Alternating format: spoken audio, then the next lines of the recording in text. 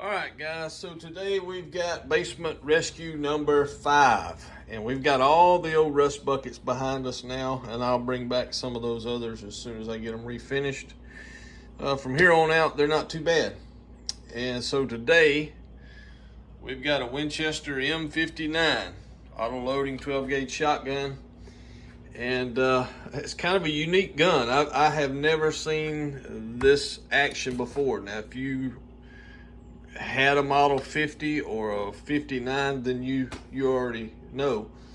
But I didn't grow up with this. I grew up with 1100 Remington. Completely different action and all. And it's part of the evolution of auto loading shotguns from, long recoil and a barrel that recoiled with the action, that old clunk every time you shot. And Winchester made several attempts to, a short recoil, and this was their, non-recoiling barrel, and this was their 4th and final attempt in a pre-64 Winchester, and it's a quirky gun. Let me give you a look at some stuff. All right, so the Model 59 came with an alloy receiver and a steel and fiberglass barrel. Let me see if I can zoom in on this. It's just this very thin steel tube, and was advertised at being wrapped with 500 miles of some kind of fiberglass stuff, and you can actually see it here, the steel and the fiber, because this barrel has been cut off. All right, so this gun also was the first shotgun to come with screw-in chokes, not a poly choke, but actual screw-in chokes. Come with 3 or 4 different chokes, or they made them with a fixed choke, which is what this one is marked improved cylinder.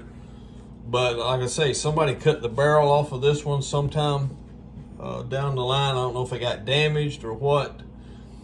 And they cut it. The improved cylinders, I think, came with a 26-inch barrel. This one's now 23. So they cut 23 inches or 3 inches off of the barrel. But it's when you start to take the gun down, I can get it took down here. This is where it started getting weird for me, because I've never seen a gun like this. Of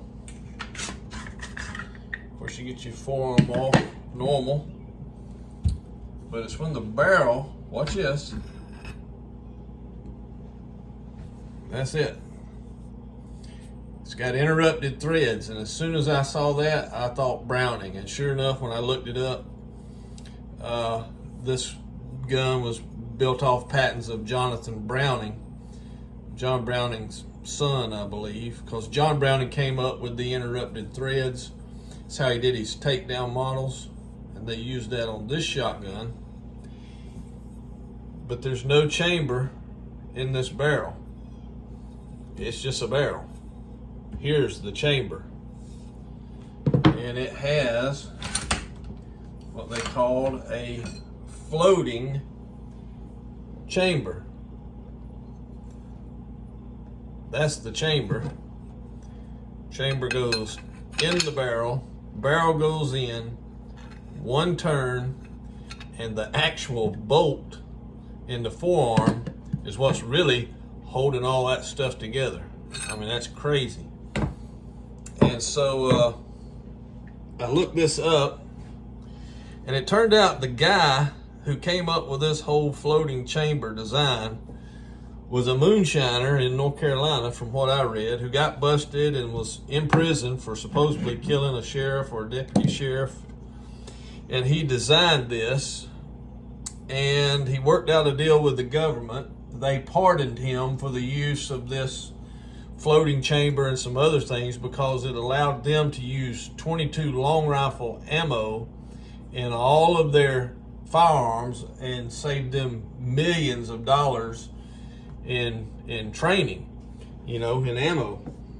And so when he got out, when he got pardoned, he went to work for Winchester. He came up with this in the Model 50 and later the 59. And at first they had trouble with the firearms folks because they thought it was a short-barreled shotgun. And so finally they explained how it worked and brought it in, and they got it passed, and here we have it. Model 50 and the Model 59 floating chamber.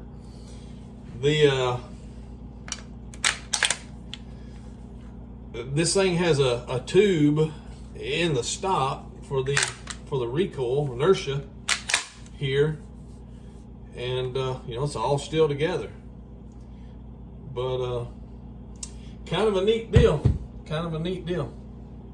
All right, so there it is. Winchester M59 12 gauge auto loading shotgun, alloy receiver, floating chamber, steel and fiberglass barrel.